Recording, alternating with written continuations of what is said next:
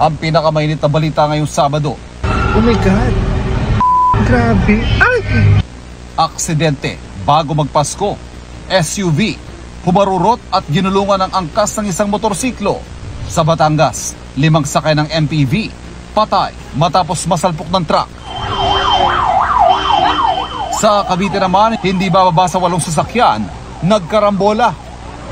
Huling weekend na ng Christmas rush sa Baclaran at Divisoria sa Maynila, katakot-takot na rin ang traffic. Ang latest na sitwasyon ng mga terminal, Pantalan at Paliparan, tutukan lahat. Big time oil price hike, papasada sa huling linggo ng 2023. Senator Win Gatchalian nagsalita kaugnay sa isyong kinasasangkutan ng nobyang si Bianca Manalo. At ilang mommies namamasko na ng mas maaga kaysa mga bagets.